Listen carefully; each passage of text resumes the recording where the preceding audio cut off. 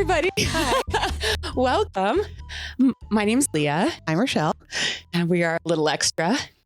Story of my life. Yep. We are super excited to come and share all of our wisdom with if that's what we're going to call it. That might not be the word I would use, but we hope to entertain and enlighten you. And I think today we are going to start off with a really easy topic. It's Thursday. We were both out last night. Don't judge us. We were. We do take this seriously. Very nice. It was really just an opportunity to use my mug. Okay. So we, where we're living, we're in the prairies in Canada, and we are just coming out of like a hellish deep freeze. It has been like minus 50 with the wind chill for like 2 weeks straight. I didn't leave the house for a solid week. That's nice for you. That was not my life story. Well, I have the beautiful option of working from home, which I took full advantage of. I'm happy for you. I know I came up a little bitter, but this whole last week, while it's been cold, my stepdaughter and her new husband were on their honeymoon. And somewhere warm. Yeah. They went somewhere warm. Their trip was delayed on like the first day, and she phoned us and she is like absolutely panicking because this is their first trip. Like, they're kids, right? This is their first trip like without their parents. And the flight was delayed like 24 hours and absolute like meltdown. Save yourself some disappointment, you all, and just don't go anywhere.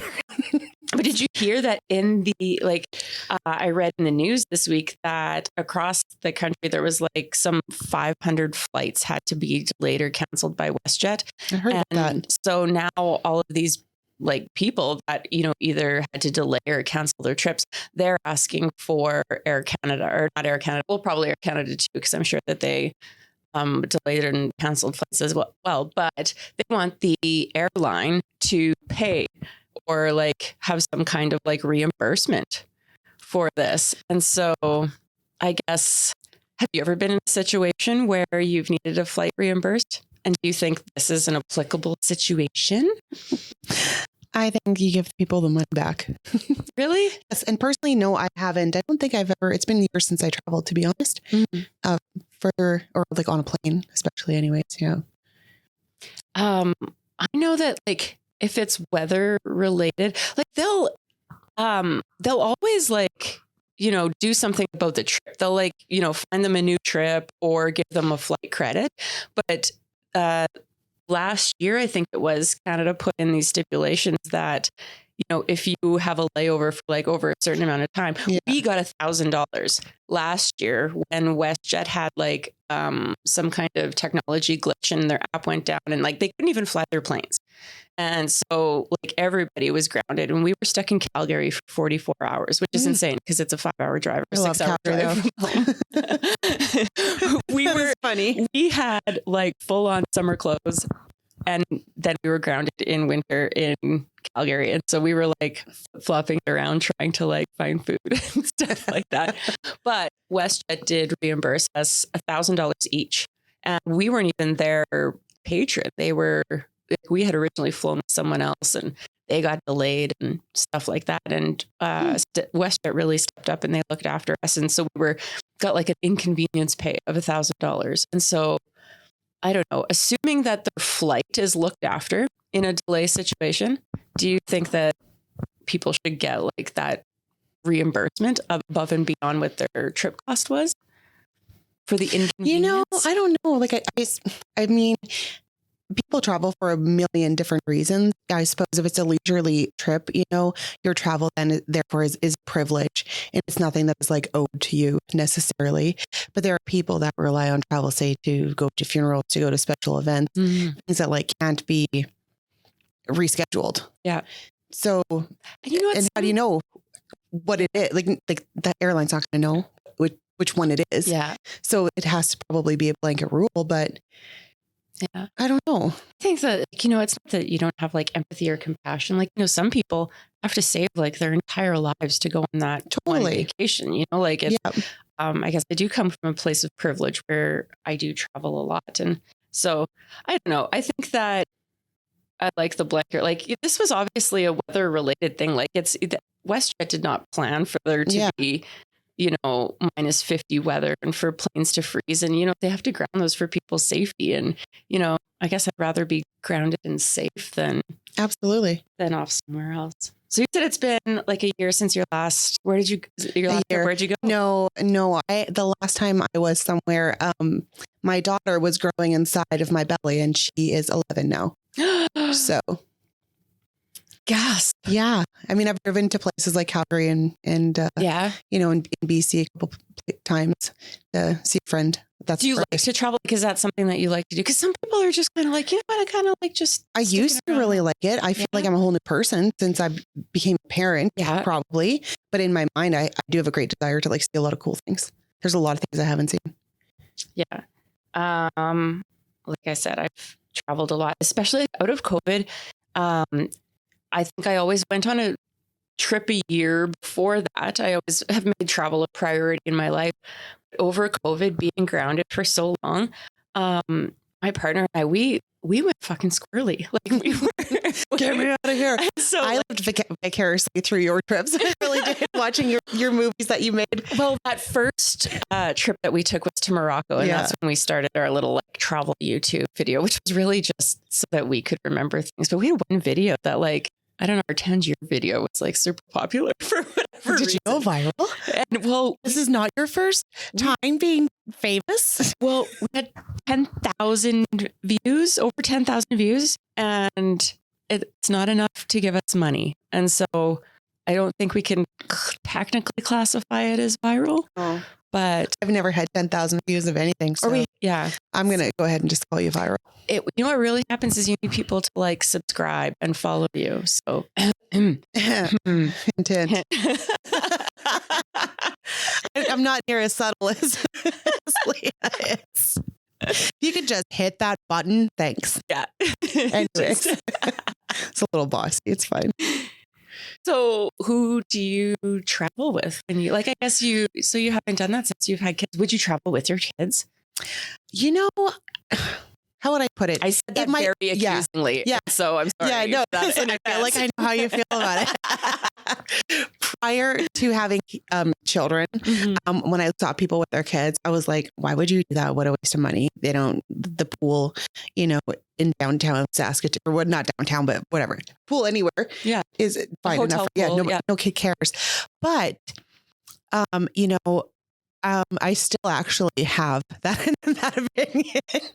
Not where you thought it was going. Hey, I wouldn't turn down a trip if it was a family orientated trip, or like, say I want a thing. I wouldn't be like, well, I'm not going because my kids are coming, but if I'm planning something, they're on the cusp of being old enough to like appreciate and enjoy something like that. But like, I was a grown up, making my own money, saving my own money, when I got to travel. So I've got a story about kids and traveling that I didn't even think of until just now.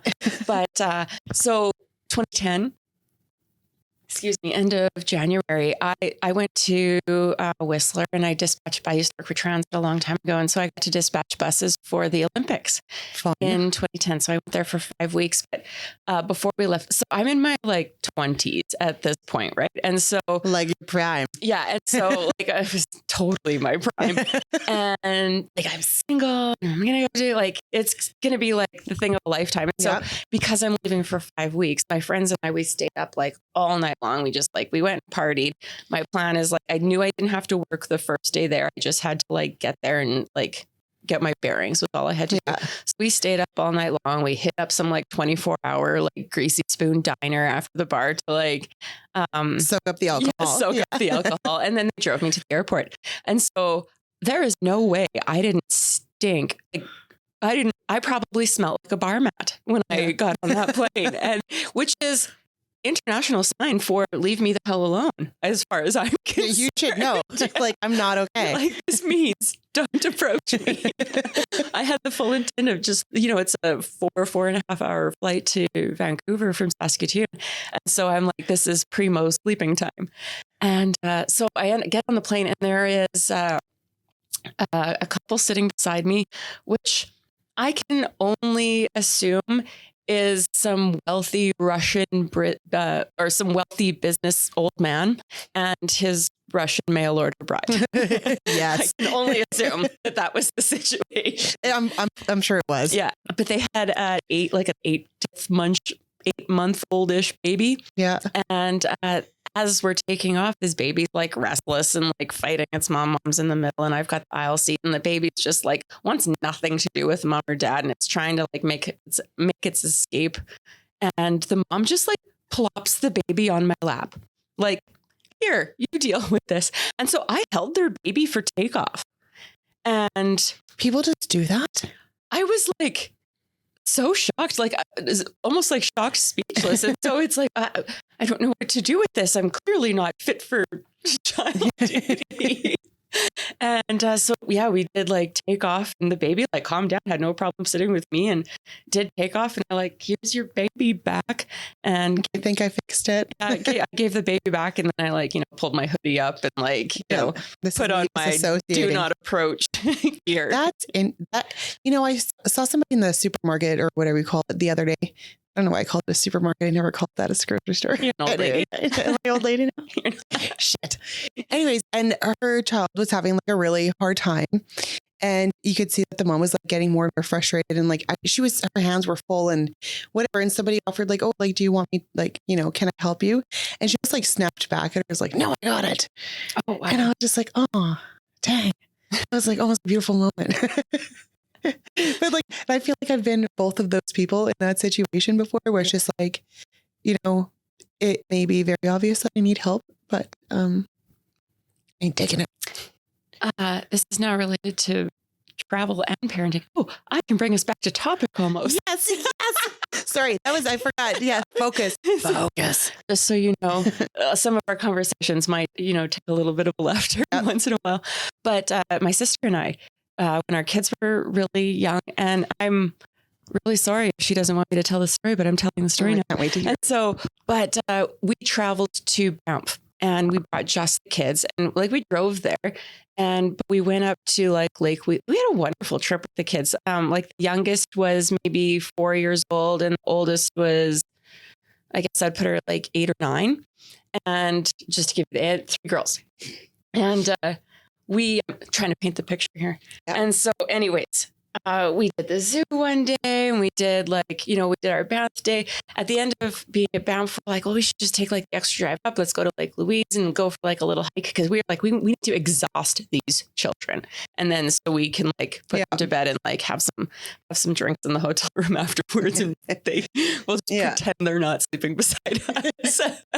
But we get up to Lake Louise, and my niece, who's like 4 or 5 at the time, just like had the most epic of all temper tantrums that I have ever seen. And it's like, what do you do? Right? Because you can't discipline your kids in public the same way you do it at home. Like you do have a filter on. Yeah. Like so anyways, everybody's emotions are like getting higher and higher. My sister doesn't have a very good like handle on her emotions on like the best of days, and you can see that she's getting like more and more angry. My oldest daughter and I are actually starting to take bets on like when is Auntie going to like flip her lid. And so she has given my niece a timeout, and so my niece is sitting on this log, and it's not like we can just like leave because there's thousands of people here that are walking around, and so we're like 3 feet away with our backs turned to her. And that is how timeout is happening in this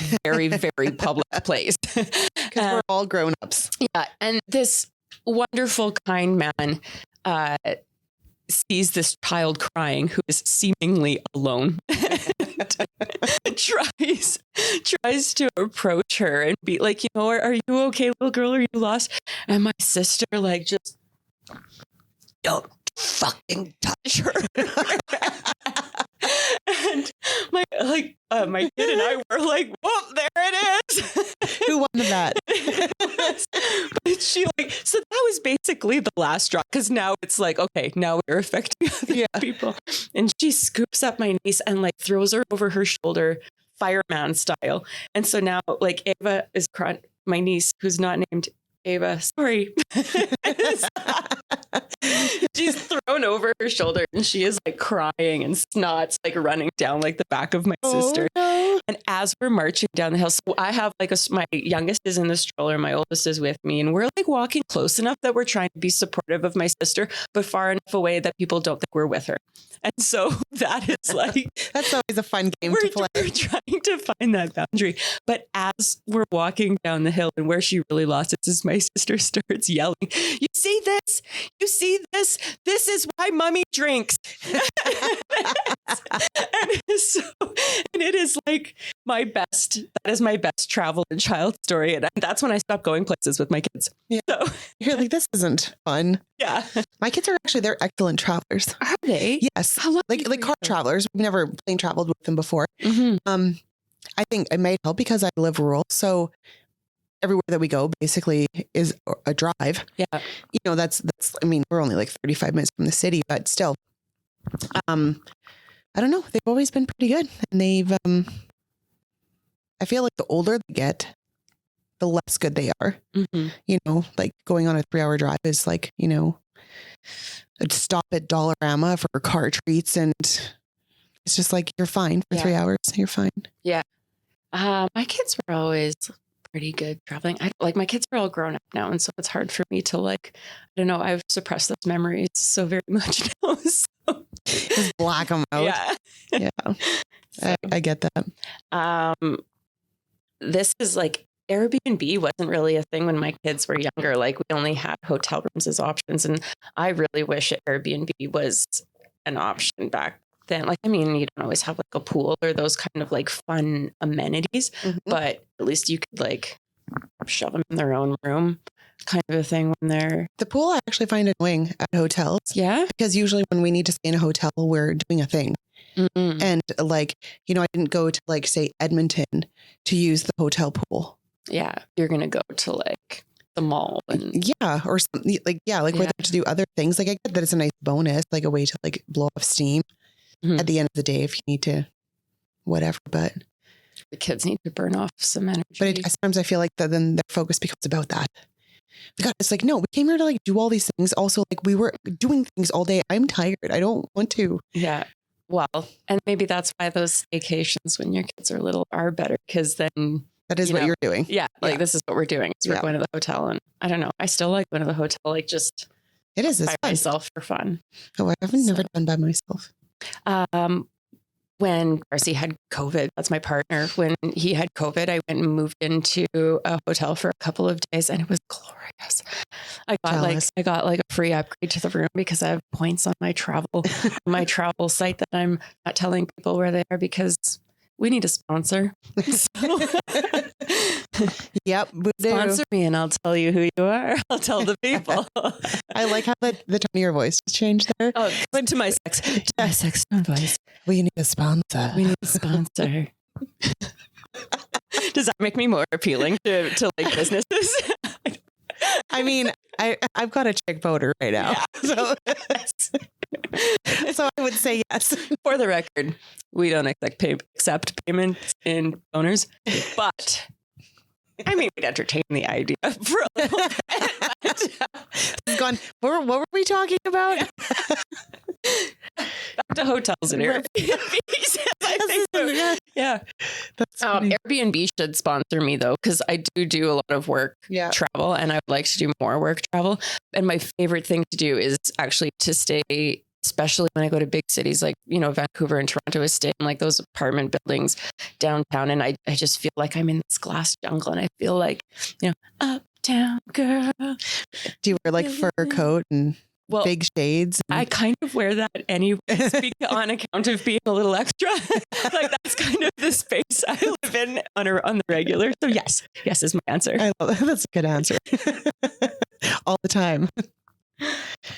Yeah, I need to up my fur coat game. Yeah, I don't have one, but I could wear it to like, you know, the hockey rink or the. They don't pack well though. Like, if you want to like wear them on the airplane to go on your like holiday or something like that, that's like, I don't know. I always feel like I end up bringing like a crappy jacket that I don't like to wear, but packable. Yeah. I've got a couple of trips coming up.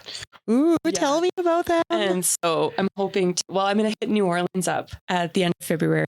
Oh, which fun. That's a bucket list item for me. So I'll be staying in the French Quarter, and I think that's going to be a lot of fun. And I'm really... So when they say the French Quarter, like, do you know what that actually means? Why do they use that terminology? I've seen it on a map, and it's a rectangle. And it's literally one quarter of the people. I don't know. It's like their old historic section. Right. There's like Bourbon Street is in there. There's a lot of that's where they have the Mardi Gras parade and stuff like that. Is that during Mardi Gras? I'm not going during Mardi Gras. No. Oh. Yeah. No. It's you'll just have to wait to see these puppies later. I don't know. It's no tips for bees from this girl. But and my youngest is graduating high school this year. And as a tradition that I did with their older sibling, we did a grad trip. And so we have just booked my youngest's grad trip, and we are going to take Via Rail out to Vancouver. And so actually this trip is more about like the transportation and the experience than the actual destination. Yeah. So that's cool. So when I was like 3, so I don't really I feel like I have 2 very vague memories. Mm-hmm. I took a train from, I think it was Montreal to Regina. Mm-hmm. I visited Montreal in May of last year, and we took the train to Quebec City. And so that was kind of like my first little Via Rail experience. That's cool. But it was... Yeah. So this trip that I'm going to take to Vancouver, it's 36 hours overnight. But because I have that train experience, I'm like, I can sleep in the train. Mm-hmm. It just kind of like lulls me to sleep. Like when you sit on your washing machine? Yeah. Just me? Okay. You're delightful. I have moments. We should move on to our new segment. Ooh, this is fun. Yes, I'm excited about this. Okay, we have cue the theme music.